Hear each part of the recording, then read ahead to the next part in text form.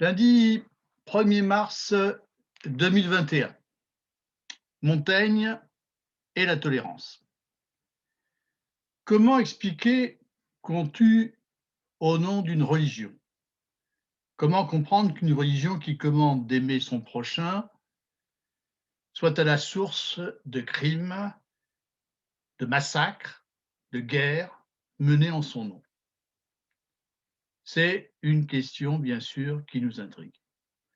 Alors, la lecture de Montaigne peut nous aider à y réfléchir, notamment celle de l'essai sur la liberté de conscience, euh, qu'il a rédigé en 1578 et qui se trouve au chapitre 19 du livre 2 des Essais. Et puis aussi la lecture du début de l'Apologie de Raymond Sebon, qui se trouve au chapitre 12 du même livre 2. Alors voilà, pourquoi, on va me dire, mais pourquoi se référer à Montaigne? Son époque est tout de même bien différente de la nôtre. Alors pourquoi effectivement se référer à lui? Il est vrai qu'à son époque, il n'était pas question de concevoir la liberté de conscience comme un droit fondamental de l'individu. On ne parlait pas non plus de la tolérance comme d'une ouverture à la pluralité des opinions et des croyances religieuses. Justement, ces idées qui nous sont aujourd'hui familières, dont nous déplorons d'ailleurs qu'elles ne soient pas toujours respectées, ces idées sont le produit d'une histoire et d'une histoire douloureuse qui commence d'ailleurs à l'époque de Montaigne, dans la seconde moitié du XVIe siècle en Europe. Alors, cette époque est marquée par des conflits religieux, politiques, d'une extrême violence entre catholiques et protestants qui ravagent la France entière et particulièrement la province où vit Montaigne, c'est-à-dire la Guyenne. Alors, en 1572, l'année même où Montaigne entreprend de rédiger ses essais, a lieu l'un des épisodes les plus sanglants de cette histoire. Ce sont les massacres de la Saint-Barthélemy, où près de 3000 protestants sont assassinés à Paris et près de 10 000 dans toute la France. Montaigne est né en 1533.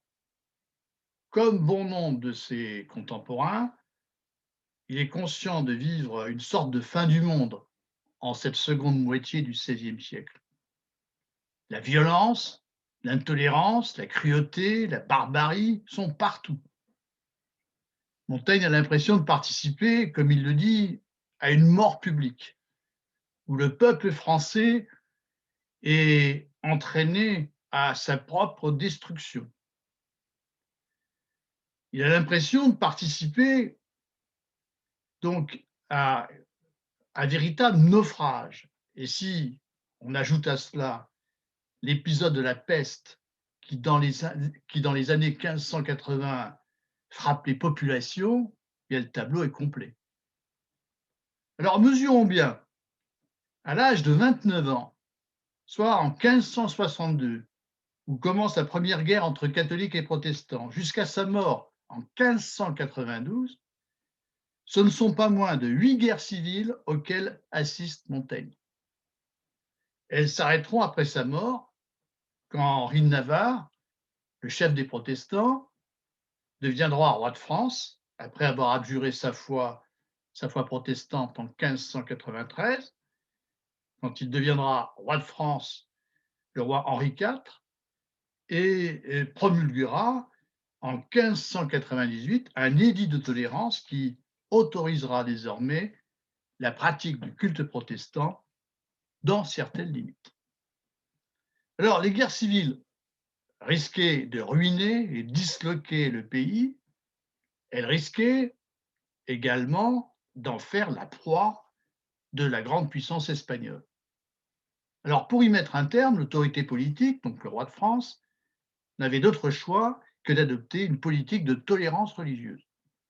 Et pour la première fois, donc la nécessité de préserver la paix civile, allait primer sur l'impératif de défendre l'orthodoxie religieuse, de défendre l'unité religieuse du royaume dont la religion catholique était la seule religion. Le roi catholique devait tolérer la pratique du culte protestant qui était pourtant jugé hérétique. Alors ici, euh, ne vous méprenez pas sur le sens du terme de tolérance. Le terme n'a pas ici le sens moderne que nous lui donnons actuellement. La tolérance n'est pas une ouverture à la pluralité des opinions, des croyances et des cultes. Tolérance qui, en principe, leur reconnaît une certaine forme d'égalité. Non, la tolérance s'entend ici au sens originel, au sens premier du terme, qui a d'ailleurs été longtemps son seul sens. C'est-à-dire ici, la tolérance, c'est le fait pour celui qui détient l'autorité, le roi, de supporter ce qu'il désapprouve et qu'il ne peut pas empêcher. La tolérance, donc, présuppose ici une relation hiérarchique entre celui qui tolère et puis celui ou ceux dont l'opinion est tolérée. Alors ainsi, par un édit de tolérance, le roi décide d'accepter ce qu'il désapprouve, mais qu'il ne peut pas empêcher. Et c'est par sagesse, comme on le dit dans le sens ancien de ce terme, par prudence, qu'il décide d'accorder à titre dérogatoire la liberté de conscience et de culte aux sujets protestants dans l'intérêt du royaume, afin de préserver son unité politique et pour établir la paix civile. Alors, comme on le verra, Montaigne soutient cette politique de tolérance. Et à la fin de son essai sur la liberté de conscience, il fait clairement allusion à l'édit de Beaulieu, qui a été conclu en 1576, qui est l'un des édits de tolérance qui a précédé le fameux édit de Nantes promulgué par Henri IV en 1598. Alors donc, pour quelle raison la lecture de Montaigne est-elle ici intéressante? Eh bien parce qu'il est l'un des premiers à montrer qu'il ne peut y avoir de solution aux conflits religieux que par le moyen de la politique. La tolérance religieuse est d'abord une politique. Et c'est la première fois au temps de Montaigne que la politique s'émancipe des questions théologiques pour trouver une issue. Alors Montaigne ne met pas en cause le rôle de la religion catholique comme religion officielle du royaume, mais il met de côté les considérations théologiques sur la vérité du dogme. Et comme on va le voir, c'est désormais sur le terrain de la pratique qu'il va réfléchir, c'est-à-dire sur le terrain des conduites, sur le terrain des mœurs. Et sur ce terrain, eh bien, il dénonce l'intolérance des chrétiens. Et il invite les politiques à s'inspirer du modèle de l'empereur romain Julien, surnommé Julien l'Apostat par les chrétiens, qui fut empereur de l'an 361 à l'an 363. Montaigne donc ne met pas en cause le christianisme, il ne met pas en cause la place de la religion chrétienne comme religion officielle du royaume, mais il condamne les chrétiens dont l'intolérance les conduit à la violence. Et mieux encore, il va montrer que les conflits religieux n'ont pas vraiment de motifs religieux. Ils ne s'expliquent pas par des querelles de dogmes, contrairement aux apparences, ils s'expliquent par des conflits d'intérêts économiques, des conflits politiques, des conflits sociaux, transposés dans le champ religieux.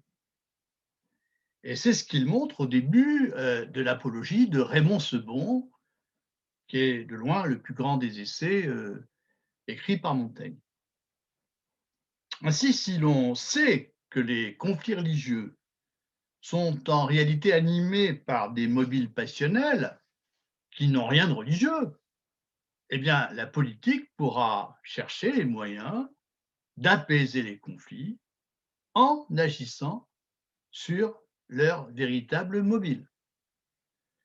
Alors, avant d'aborder le texte de Montaigne, il me paraît utile de faire un point historique.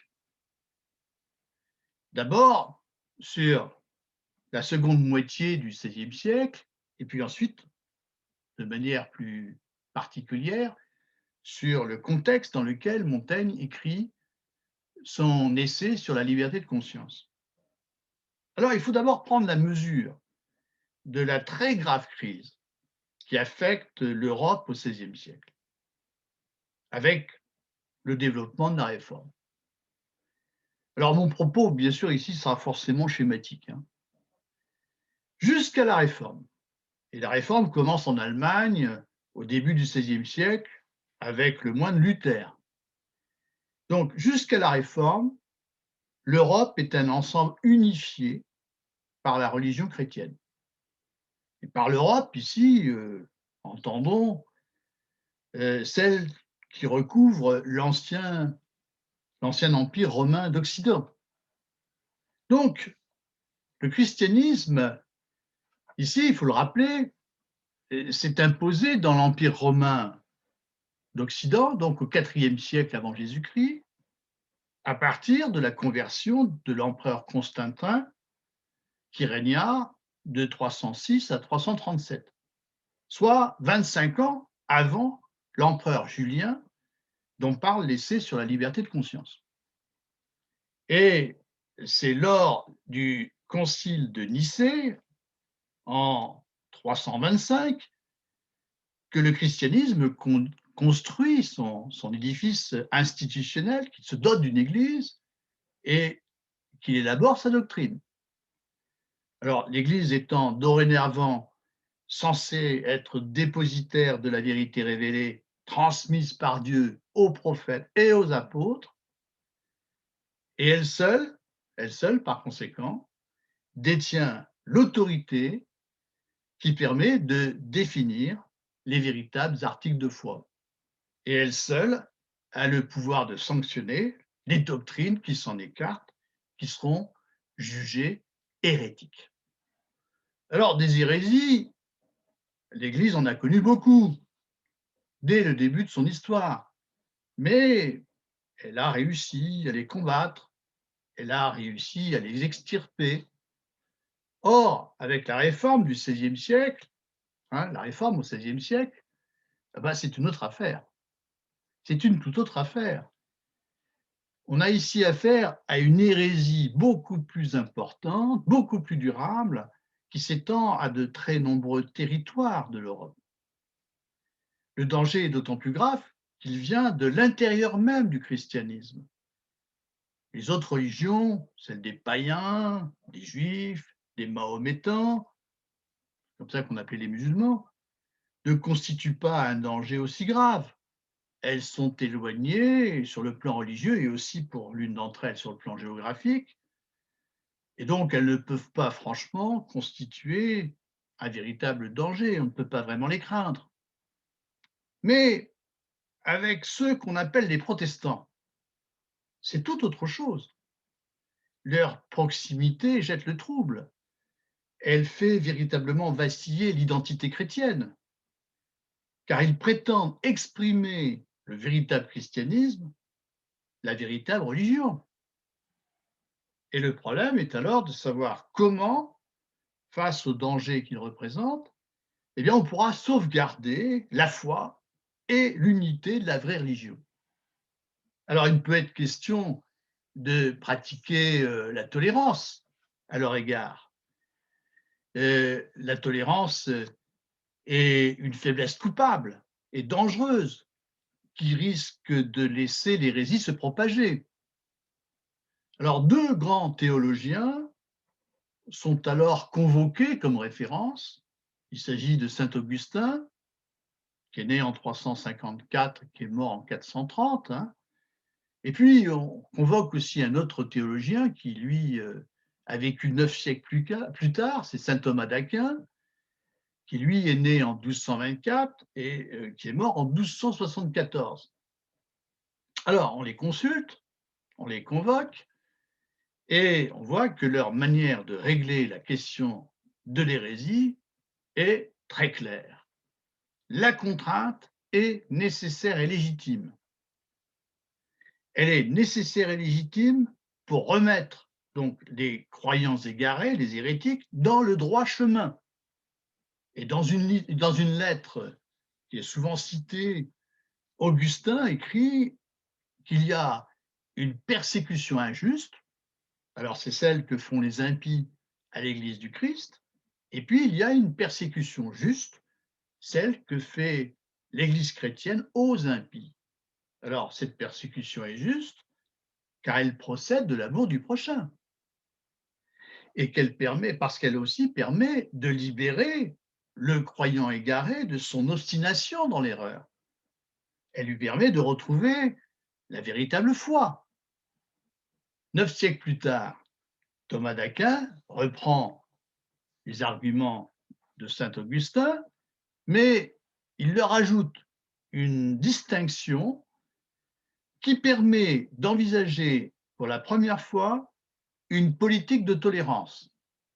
Alors seulement, ici, la tolérance est une règle de prudence qui ne s'applique pas aux hérétiques.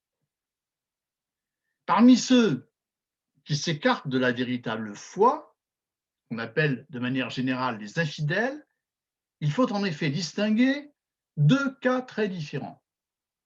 Alors, vous avez d'abord ceux qui n'ont jamais reçu la foi chrétienne, les païens, les juifs notamment, qui ne constituent pas un véritable danger pour les chrétiens. Et puis, il y a ceux qui ont reçu la foi chrétienne, mais qui ont décidé de s'en écarter et qui s'obstinent dans leur erreur coupable. Ce sont les hérétiques. Alors, ces deux formes d'infidélité appellent chacune un traitement différent.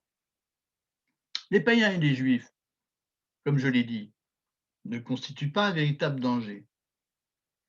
Et donc, il serait ici contre-productif d'exercer sur eux une contrainte, de leur interdire la pratique de leur culte, car cela pourrait se retourner, en définitive, contre les chrétiens. Alors, cette interdiction risquerait en effet d'engendrer des rébellions et des troubles qui pourraient aboutir à ce qu'ils empêchent les chrétiens de pratiquer leur religion. La tolérance s'impose donc ici comme une règle de prudence. Il s'agit, dans leur cas seulement, il s'agit de supporter un moindre mal pour éviter un mal bien pire. Quant à la seconde forme d'infidélité, donc l'hérésie, eh bien la vérité du dogme exige ici qu'on ne transige pas. Elle interdit de concevoir la moindre tolérance. Et dans ce cas, la tolérance, en effet, est une faiblesse coupable qui risque de laisser l'hérésie se propager.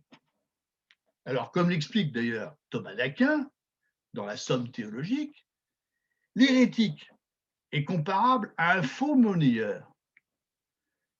Le faux monnayeur, en falsifiant la monnaie, il corrompt l'ensemble des échanges sociaux. Il fausse la vie économique. Il met en danger la société. Eh bien, de la même manière, mais cette fois sur le plan spirituel, l'hérétique corrompt le lien entre les hommes et Dieu. Il mine la possibilité du salut collectif, mais cette fois, évidemment, c'est beaucoup plus grave que dans le cas du faux monnayeur.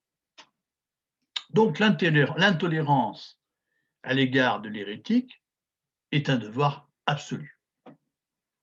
Alors quel est maintenant le contexte particulier dans lequel Montaigne rédige son essai sur la liberté de conscience en 1578? Alors, je m'appuierai ici sur la lecture du livre de Gérald Nakam, Alors, le voici, je ne sais pas si on le voit bien, Gérald Nacam, Montaigne et son temps, qui est paru dans la collection Tel Gallimard. C'est un ouvrage extrêmement précieux qui m'a beaucoup servi. Alors, comme indique Gérald Nacam, cet essai est rédigé donc à partir de l'année 1578, soit 2 ans après la signature de l'édit de Beaulieu de 1576, pendant la trêve entre catholiques et protestants qui suit cette signature, cette trêve que l'on appelle à ce moment-là la paix de Monsieur. Monsieur, c'est Monsieur le frère du roi, on l'appelle ainsi, c'est le duc d'Alençon. Et c'est à ce duc d'Alençon, c'est à Monsieur le frère du roi qu'on doit surtout l'initiative de l'édit de Beaulieu. Alors, l'essai sur la liberté de conscience est donc rédigé 2 ans après l'édit de Beaulieu et donc 6 ans après les massacres de la Saint-Barthélemy qui ont eu lieu en 1572 et que condamne précisément l'édit de Beaulieu. Alors, par l'édit de Beaulieu, il s'agit de revenir à la politique de réconciliation religieuse qui avait été amorcée par le chancelier Michel de l'Hôpital en janvier 1562 avec la signature de l'édit de Saint-Germain qui est appelé édit de janvier puisqu'il a été signé en janvier 1562. Alors, comme Michel de l'Hôpital voyait le protestantisme se développer et se répandre, il avait pensé que la meilleure solution pour éviter les conflits, c'était d'établir une coexistence pacifique entre catholiques et protestants par le moyen d'un édit de tolérance. Une minorité de catholiques, une minorité de protestants soutenaient le projet de Michel de l'Hôpital. Ils formaient ainsi le groupe qu'on appelait le groupe des politiques. Et il est probable que Montaigne en faisait partie. Le roi Charles IX lui-même était favorable à cette solution, comme son frère François, le duc d'Alençon, mais ce n'était pas le cas de leur autre frère, le duc, enfin le Henri d'Anjou, qui soutenait les catholiques les plus intransigeants. Alors, pour la petite histoire, il faut savoir qu'ils étaient 3 frères. Il y avait Charles IX, le roi Charles IX, il y avait Henri d'Anjou qui deviendra à la mort de Charles IX le roi Henri III, et puis il y a François d'Alençon qui devait normalement succéder à Henri III, mais qui meurt prématurément, et c'est pour ça d'ailleurs qu'il faudra penser à sa succession avec Henri de Navarre qui deviendra Henri IV. Alors l'édit de Saint-Germain est le premier édit de tolérance qui inaugure toute une série d'édits qui ira jusqu'à l'édit de Nantes, signé en 1598, et qui les inspire.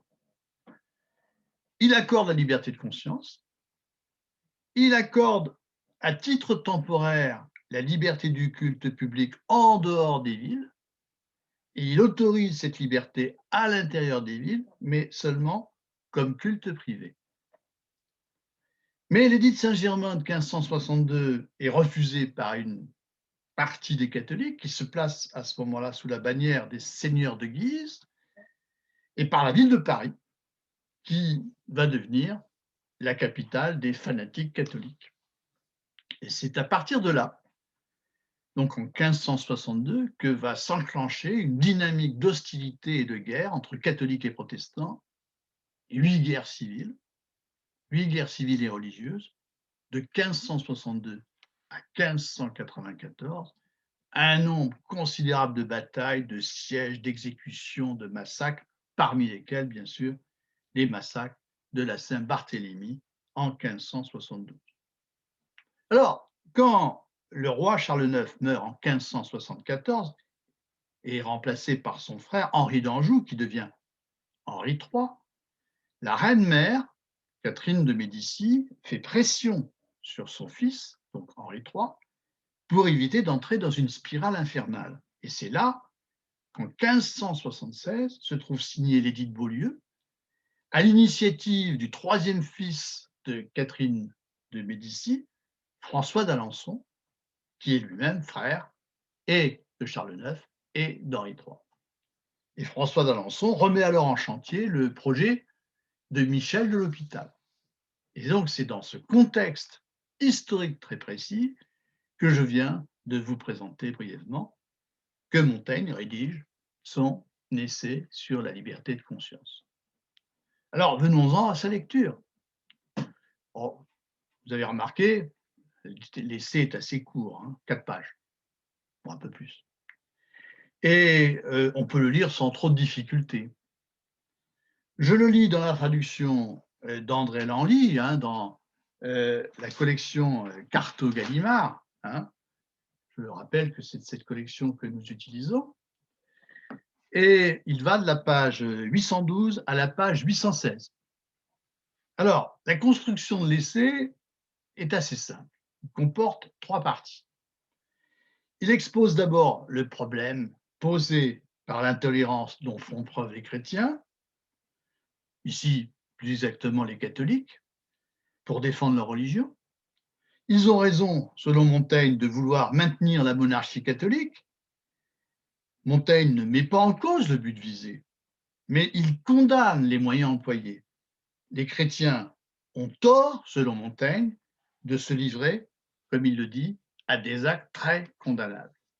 Et puis, ensuite, la critique sévère que Montaigne adresse aux chrétiens le conduit, dans un second temps, à prendre pour modèle l'empereur romain Julien, qui régna de 361 à 363 après Jésus-Christ, soit 25 ans après l'empereur Constantin, et qui fut surnommé Julien l'Apostat par les chrétiens parce que ceux-ci lui reprochaient d'avoir renié sa foi chrétienne pour adopter la religion polythéiste qui dominait autrefois dans l'Empire.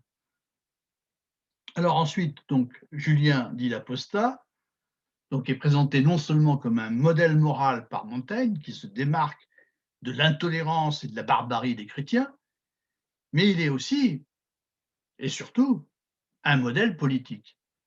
Et c'est de son action politique qu'il faut s'inspirer pour établir une politique de tolérance religieuse. Toute la dernière partie du texte est consacrée ici à une réflexion sur l'efficacité de cette politique à la lumière donc du modèle de Julien l'Apostat.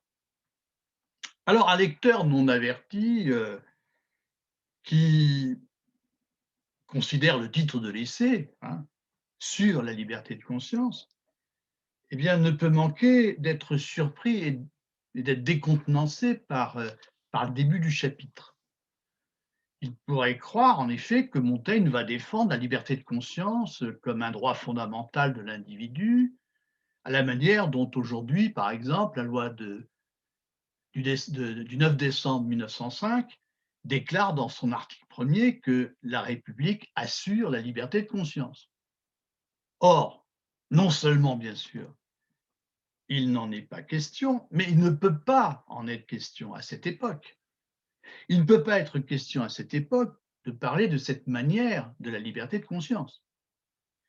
Et Montaigne, comme je vous l'ai dit, ne conteste aucunement la place dévolue à l'Église catholique dans la monarchie française. C'est la religion officielle du royaume. Montaigne ne le conteste pas. Mais, et d'ailleurs, il se présente au départ comme un défenseur de l'Église catholique, en approuvant sans réserve les intentions, comme il dit, les bonnes intentions des hommes qui se battent pour maintenir la religion et la monarchie. Je cite Montaigne. Dans le débat qui est cause que la France est à présent agitée par des guerres civiles, le meilleur et le plus saint parti est sans nul doute celui qui maintient et la religion et la forme ancienne du gouvernement. C'est page 812. Alors, donc, Montaigne ne met pas en cause les intentions des hommes qui veulent préserver la monarchie catholique. Leur but est louable. Mais si le but est louable, les moyens employés, parfois, pour y parvenir, sont inacceptables. Je cite: «On voit beaucoup d'hommes que la passion pousse hors des bornes de la raison et à qui elle fait prendre parfois des décisions injustes, violentes et inconsidérées aussi.» Et plus haut, Montaigne écrivait déjà: «Les bonnes intentions, si elles sont conduites sans modération, poussent les hommes à des actes très condamnables.» Alors, je m'arrête sur cette expression, acte très condamnable. Je m'arrête sur cette expression, sur cette formule dont la généralité semble destinée ici à éviter de nommer précisément les événements, à éviter notamment de désigner les massacres de la Saint-Barthélemy, que les lecteurs de Montaigne ont pourtant en mémoire. Alors pourquoi ne pas nommer ces massacres? Est-ce qu'il s'agit de couvrir les catholiques? Est-ce qu'il s'agit d'éviter de les charger? Pas une seule fois. Pas une seule fois. Montaigne ne mentionne dans les essais l'événement de ces massacres. Toutefois, il faut bien le reconnaître, leur présence se fait constamment sentir. Montaigne consacre dans le livre 2 des essais, avant et après l'essai sur la liberté de conscience, 2 essais à la seule question de la cruauté, et qui l'obsède véritablement. Et par ailleurs, il évoque très souvent la barbarie des chrétiens. Donc, sans cesse, il fait référence à la violence, hein, des guerres civiles. Ainsi, il ne s'agit certainement pas d'un silence destiné à couvrir les catholiques, encore moins, bien sûr, d'un silence d'approbation. Il s'agit plutôt d'un refus de nommer l'inacceptable, d'une décision de ne parler dorénavant de ce qui seul mérite d'être évoqué, la perspective d'une politique de tolérance religieuse comme celle qui se présente avec l'édit de Beaulieu. Alors peut-être s'agit-il aussi d'un silence prudent. Il est sans doute assez dangereux d'évoquer directement les massacres de la Saint-Barthélemy, car cela pourrait conduire à s'interroger sur leurs véritables initiateurs. Il faut peut-être mieux rester ici dans l'imprécision. Alors, le propos de Montaigne reste donc assez général. Il distingue seulement les hommes qui sont animés par un véritable zèle religieux, à qui il arrive de céder à la violence par passion, de ceux qui s'abritent derrière le prétexte religieux pour exercer des vengeances personnelles ou satisfaire leur cupidité. Mais l'intolérance n'est pas seulement d'aujourd'hui, elle est déjà d'hier. Dès les premiers temps de l'Église, en effet, le zèle des chrétiens s'est montré intolérant, comme le note Montaigne, que je cite ici. Il est certain que dans les premiers temps où notre religion commença à acquérir de l'autorité avec les lois, ici Montaigne évoque l'époque où la religion chrétienne devient la religion de l'Empire romain, le zèle pour elle arma beaucoup d'hommes contre toutes sortes de livres païens dont la perte afflige très profondément les gens de lettres. Et Montaigne ajoute ce commentaire: «J'estime que ce désordre a nui davantage aux lettres que tous les incendies des barbares.» Montaigne opère ainsi une mise en perspective historique qui aggrave l'accusation portée contre le zèle chrétien en montrant que l'intolérance a été historiquement une constante dans le christianisme dès que celui-ci a disposé pour lui de l'autorité politique. Alors, en expurgeant donc les textes païens des passages qui leur déplaisent, parce qu'ils contiennent, comme dit Montaigne, 5 ou 6 malheureuses phrases contraires à notre foi, eh bien les chrétiens ont beaucoup plus nui aux lettres que les incendies allumés par les barbares. Et Montaigne affirme ouvertement ici que les chrétiens se sont montrés plus barbares en fait que ceux qu'on a appelés les barbares, en s'en prenant à des œuvres. Et c'est la même intolérance qui les a conduits à décerner des louanges sans fondement à tous les empereurs romains qui leur étaient favorables et à condamner sans discernement les actions de ceux qui étaient hostiles à la religion chrétienne. Et parmi ces derniers, il y a l'empereur Julien, surnommé l'apostat par la tradition chrétienne. Alors c'est là bien sûr une manière d'introduire la figure de Julien, dont le portrait va occuper le centre du chapitre. Alors ce portrait va montrer trois choses. Il va d'abord montrer les vertus exemplaires de Julien, c'est un modèle moral. Il permettra ensuite de laver Julien des accusations injustes portées contre lui par les chrétiens, à commencer par l'accusation d'apostasie. Et puis il montrera enfin, c'est normalement le but essentiel du chapitre, il montrera qu'il est un grand homme politique qui sait faire usage de ce que Montaigne appelle la recette de la liberté de conscience et parvient à consolider son pouvoir en pratiquant une politique de tolérance religieuse. Alors voyons ces trois points. Mais d'abord, qui est Julien? Julien, dit l'apostat, est à la fois un empereur et un philosophe. Il est né en 331 après Jésus-Christ et il est mort sur le champ de bataille en 363. Il a exercé des fonctions de gouverneur en Gaule. De 355 à 361, il a siégé à Lutèce. Puis il a été proclamé empereur romain, et il a exercé cette fonction de 361 à 363. Mais cet empereur est aussi un philosophe. Il a écrit des discours, des traités, que l'on découvre d'ailleurs à la Renaissance. Et parmi ces textes, on trouve une critique du christianisme dans un texte qui s'appelle Contre les Galiléens. Et c'est ainsi que Julien nommait les chrétiens, les Galiléens. Alors, en choisissant la figure de Julien l'apostat, Montaigne n'est pas particulièrement original. La figure de Julien exerçait une fascination sur les écrivains, sur les érudits européens de la Renaissance. Mais Montaigne va très très loin dans son éloge de Julien. Il en fait en quelque sorte un saint païen au milieu d'un monde de chrétiens barbares. Julien est présenté par lui comme l'incarnation de la vertu antique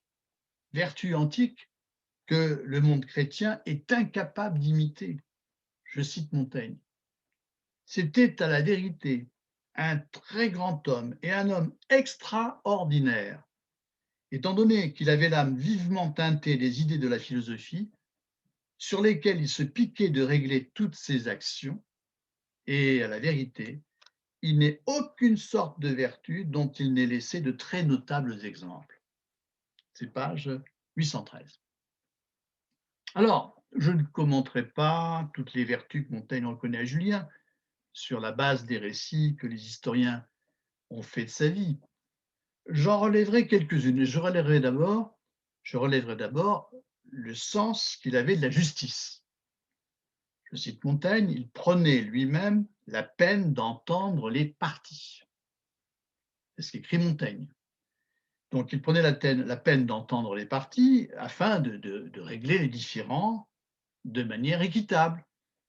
Il faisait preuve ici d'une grande impartialité, puisque malgré son hostilité à l'encontre de la religion chrétienne, il ne traitait pas injustement les chrétiens.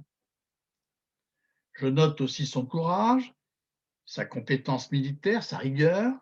C'est un grand capitaine qui ne craint pas d'affronter l'ennemi, d'ailleurs qui mourra au combat.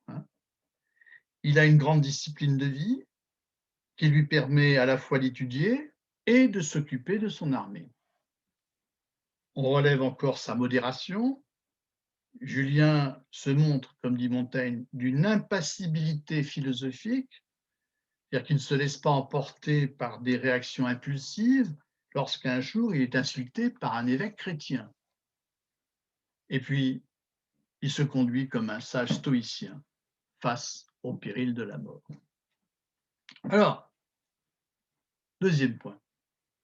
Ce portrait de Julien permet à Montaigne de corriger deux légendes propagées sur lui par les chrétiens. Alors, première légende, les chrétiens racontent que, blessé à mort sur le champ de bataille, Julien se serait écrié « Tu as vaincu, Nazaréen ». Nazaréen, c'est le Christ. Ainsi, au moment de mourir, Julien aurait reconnu la vérité du message évangélique, il se serait converti au Christ, désavouant du même coup sa vie antérieure d'incroyant. Alors, comme le note Montaigne, les deux historiens, Ammien Marcellin et Eutrope, qui étaient présents dans l'armée et ont suivi tous les faits et gestes de Julien, n'ont rien remarqué de tel. Et on ne peut pas les soupçonner de parti pris, puisqu'ils étaient eux-mêmes chrétiens et reprochaient d'ailleurs à Julien son hostilité à l'égard du christianisme. Donc c'est une légende. Deuxième légende, celle de l'apostasie de Julien, accusation souvent répétée contre Julien par les chrétiens. Je cite Montaigne, « On l'a surnommé apostat parce qu'il avait abandonné notre religion. Toutefois, l'opinion qui me semble la plus vraisemblable, c'est qu'il ne l'avait jamais eu à cœur, mais que pour obéir aux lois, il avait dissimulé ses sentiments jusqu'au jour où il fut maître de l'Empire. » Alors, non seulement Julien n'aurait pas été apostat, mais en outre, il aurait été victime, dans sa jeunesse, de la persécution des chrétiens, condamné à dissimuler sa véritable religion, exactement comme ce fut le cas des Juifs contraints de dissimuler leur foi en Espagne au XVIe siècle pour ne pas être arrêtés par l'Inquisition. Ces Juifs qu'on appelait les Marranes. D'ailleurs, ici, il faut savoir que la famille maternelle de Montaigne est d'origine juive, et il est probable que les ascendants de Montaigne, du côté maternel, il est probable qu'ils aient été des Juifs marranes. Alors, ainsi ce Julien que la tradition chrétienne surnomme l'apostat se révèle un homme contraint de cacher sa véritable religion dans sa jeunesse pour échapper à l'intolérance religieuse des chrétiens. On la retrouve constamment. On peut alors comprendre qu'une fois placé par les circonstances à la tête de l'Empire romain, il décide de pratiquer sa véritable religion au grand jour, et on peut comprendre aussi qu'il cherche à la rétablir dans l'Empire. Alors tout n'est pas parfait dans le portrait que Montaigne fait de Julien. Montaigne se moque volontiers de sa superstition. Il est l'adepte de sacrifices d'animaux. Je cite Montaigne. « S'il avait remporté la victoire contre les Parthes, dit-on, il aurait fait tarir la race des bœufs dans le monde pour satisfaire aux besoins de ses sacrifices. » Et Montaigne écrit encore que Julien était embabouiné, enfin, c'est le verbe qu'il utilise dans le texte originel, il était embabouiné par la science de la divination, c'est-à-dire qu'il croyait pouvoir lire l'avenir en observant les entrailles des animaux. Alors le verbe embabouiner est assez drôle. Il signifie ici que Julien cédait au prestige de la science de la divination comme s'il était séduit par les grimaces d'un babouin. Mais si Julien massacre des animaux pour satisfaire au rite de sa religion païenne, il n'use aucunement de la violence contre les chrétiens. Il leur est hostile, mais son hostilité se borne à leur défendre l'accès des écoles et à leur interdire d'enseigner. Et comme l'écrit l'historien Eutrope, que cite Montaigne, et qui fut témoin des actions de Julien, il était ennemi de la chrétienté, mais sans toucher au sang. Et c'est là toute la différence de Julien d'avec les chrétiens, du moins d'avec certains chrétiens, comme dit Montaigne, dont il avait expérimenté la cruauté. Je cite Montaigne. Il avait expérimenté, en voyant la cruauté de certains chrétiens, qu'il n'y a pas de bête au monde qui soit autant à craindre par l'homme que l'homme. Fin de citation.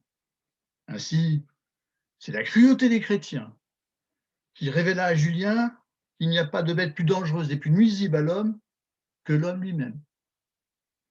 Et Montaigne, ici, ne manque pas de souligner avec beaucoup d'ironie la contradiction manifeste qui existe entre le message d'amour évangélique du christianisme et puis la conduite réelle d'une grande partie des chrétiens dont l'intolérance les conduit à la cruauté. Et si cette critique est déjà vraie des chrétiens de l'époque de Julien, que dire des chrétiens qui, à l'époque de Montaigne, se font la guerre au nom de la véritable religion? Alors, nous en arrivons au troisième point. Le portrait de Julien a enfin et surtout pour fonction de montrer l'efficacité d'une politique de tolérance religieuse en prenant modèle sur son réalisme politique. Toutefois, si c'était là seulement la fonction de ce portrait, il n'occuperait certainement pas une place aussi importante dans l'essai de Montaigne. Par sa dimension morale, ce portrait occupe une place considérable dans le chapitre.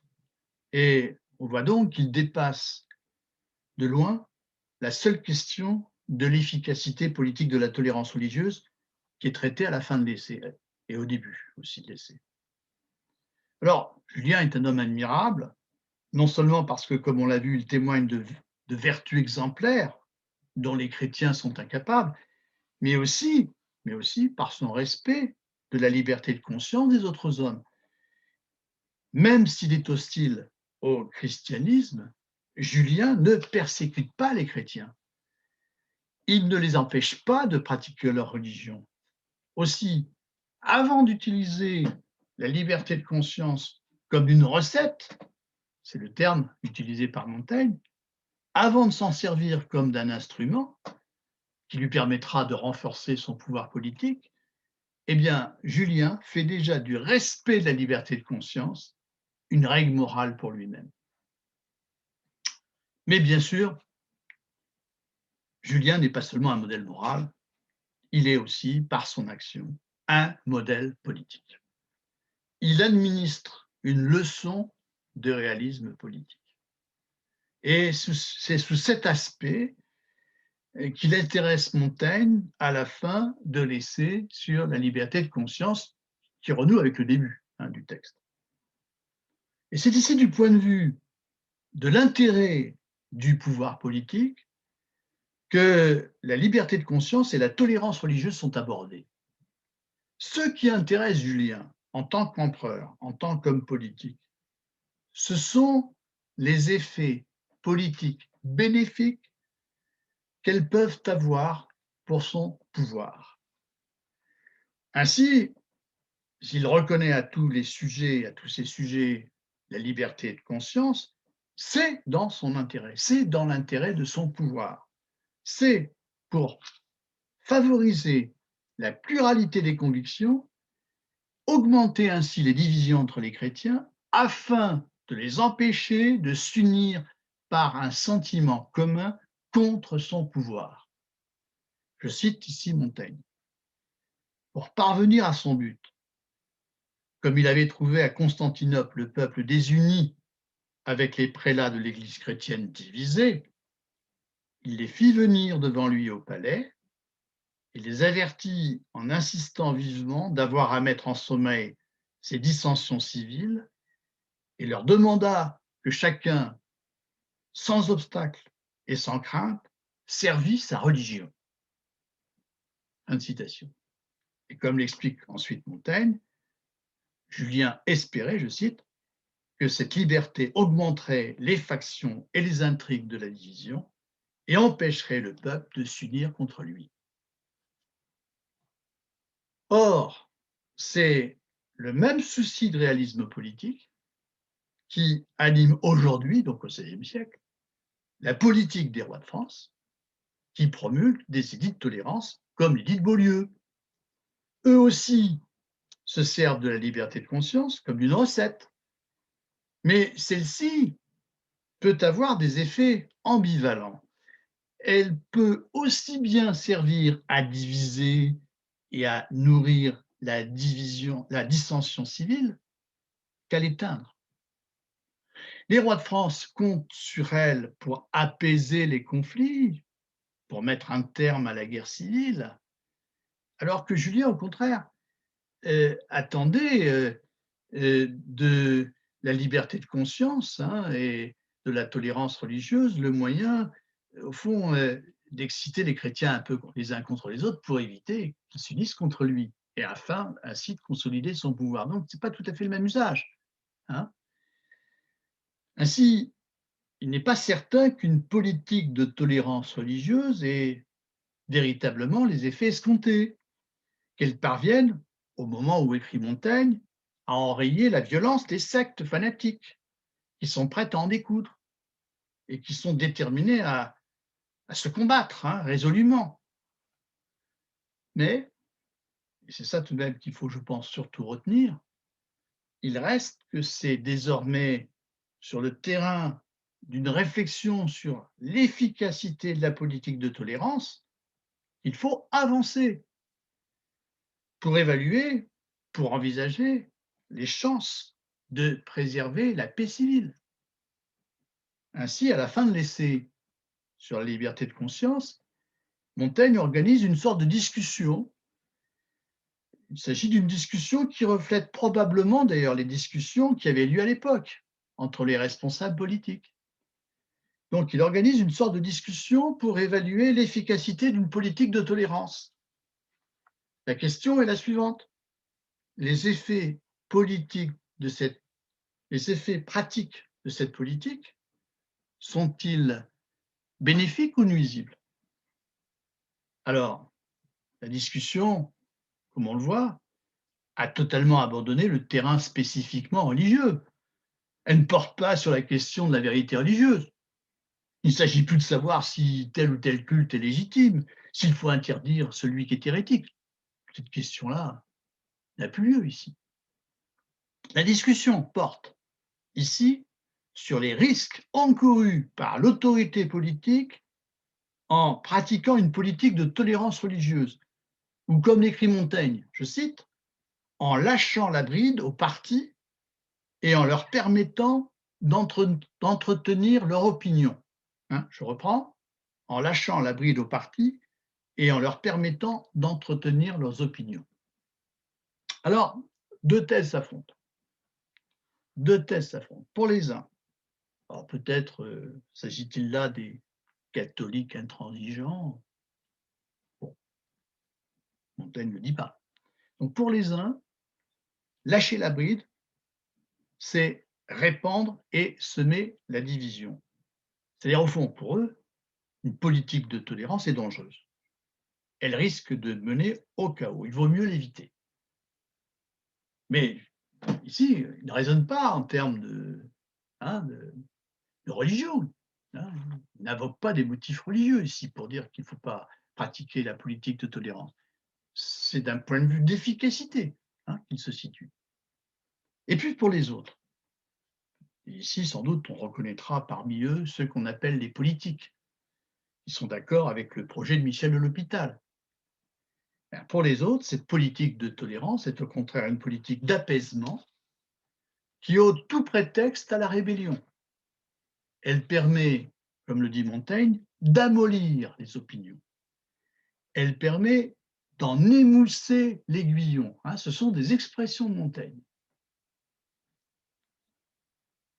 Alors, je remarque que pour Julien, au contraire, cette politique était destinée à favoriser les dissensions entre les chrétiens, afin d'éviter qu'ils s'unissent contre lui, hein. Donc on voit bien qu'il y a on voit bien que selon les uns et les autres, on n'attend pas exactement les mêmes effets de cette politique, hein. Donc ça veut dire que cette politique n'a pas à tous les coups, finalement, un effet d'apaisement. Pas sûr qu'elle ait un effet d'apaisement. En tout cas, pour, le 2e camp, hein, si je peux dire, une politique de tolérance religieuse aurait pour effet de diminuer l'intolérance, elle aurait pour effet de rendre les hommes moins intolérants. Et ici, plus tard, 18e siècle, dans ses lettres philosophiques, Voltaire dira quelque chose d'assez voisin. Je cite Voltaire ici: «Une religion unique est tyrannique, 2 religions se font la guerre, mais 30 religions se tolèrent en paix». Quel est l'argument? C'est exactement celui que nous venons de voir. C'est-à-dire que la pluralité des religions produit un effet mécanique d'adoucissement sur chacune d'elles. Donc, hein, elle permet d'amollir, hein, d'amollir les religions, hein, d'en émousser l'aiguillon, comme dit Montaigne. Alors, pour Montaigne, rien ne permet d'affirmer en toute certitude, en tout cas, ce que seront les effets d'une politique de tolérance. On ne peut pas être sûr que ça marchera. Cette incertitude ne l'empêche pas d'opter pour elle. L'édit de Beaulieu lui semble aller dans le bon sens. Et ici, il faut lire avec précision la dernière phrase de l'essai où Montaigne exprime en des termes assez machiavéliens la nature précise de cette politique de tolérance. Je cite, je cite cette dernière phrase.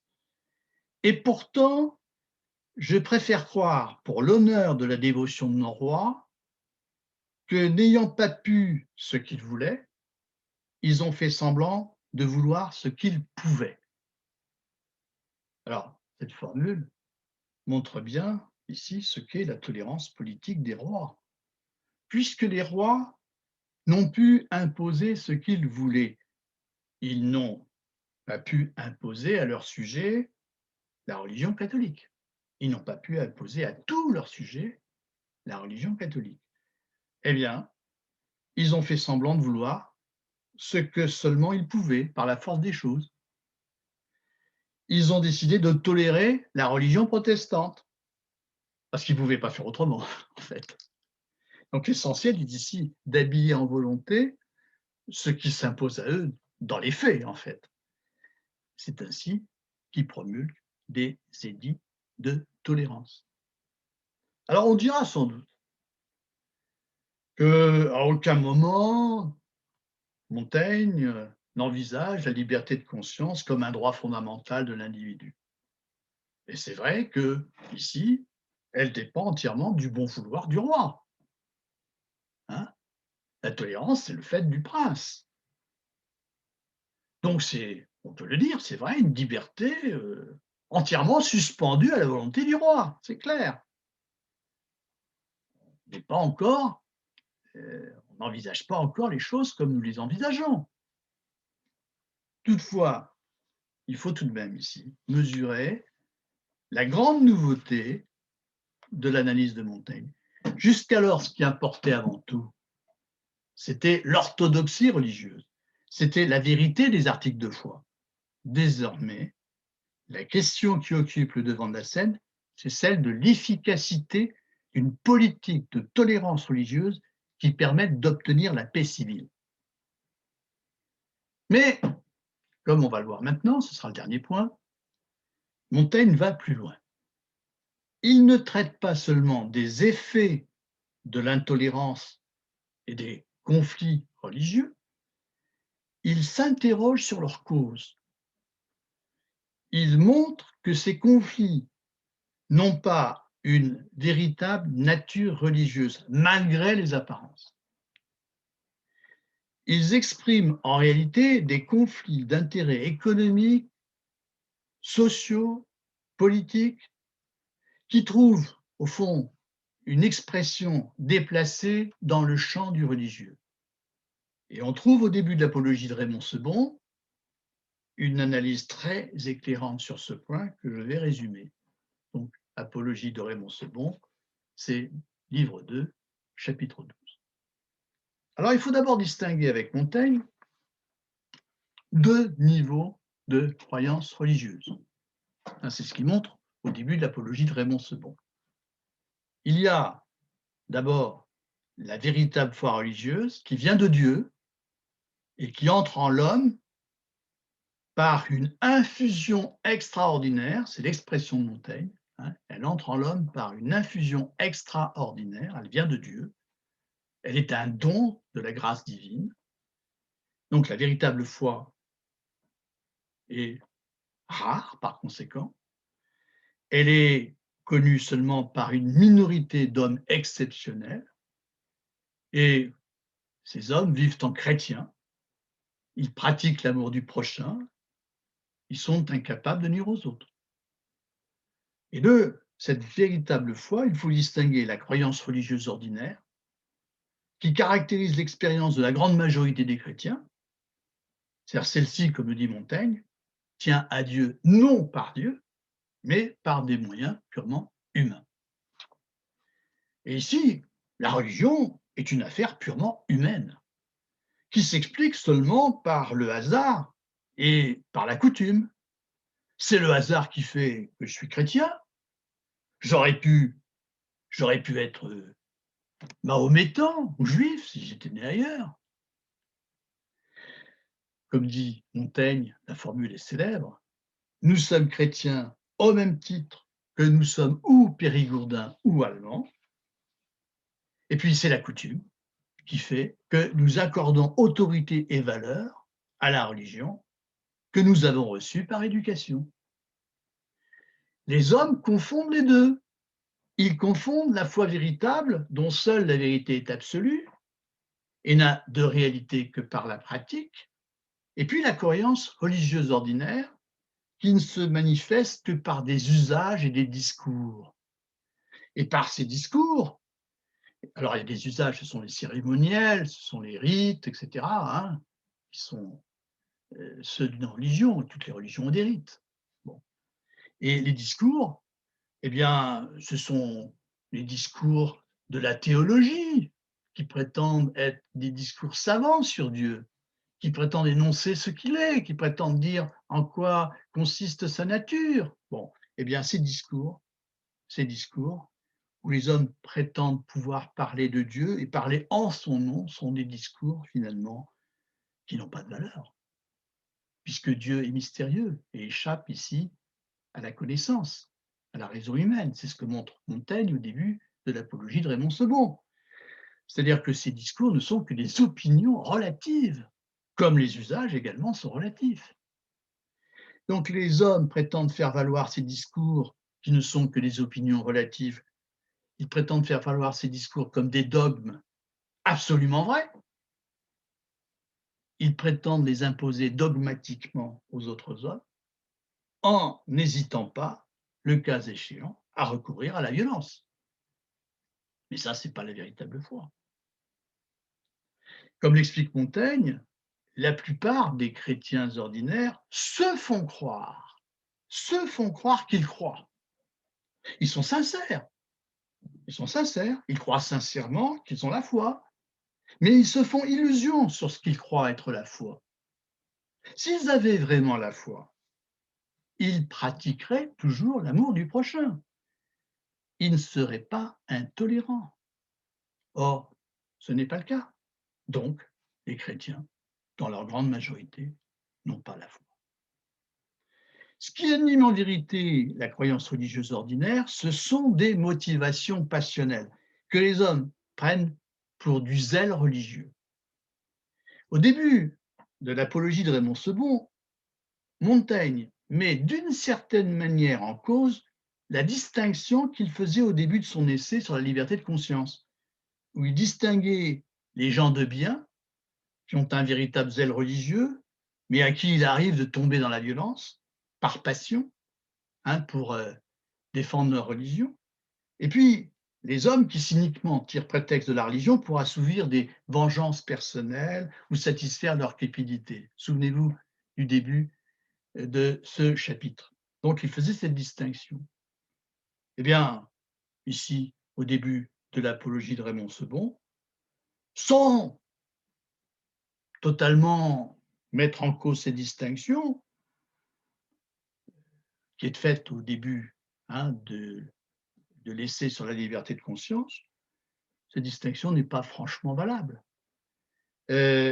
Parce qu'elle laisse croire que les gens de bien, ceux qui défendent leur religion, ceux qui ont du zèle religieux, hein, et tombent parfois dans la violence pour défendre leur religion, elle laisse croire que ces gens-là ont une véritable foi. Or, si nous avons bien compris ce que disait ici Montaigne au début de l'apologie de Raymond Sebon, ils ne sont pas animés par une foi véritable, sinon ils ne se comporteraient pas de manière intolérante.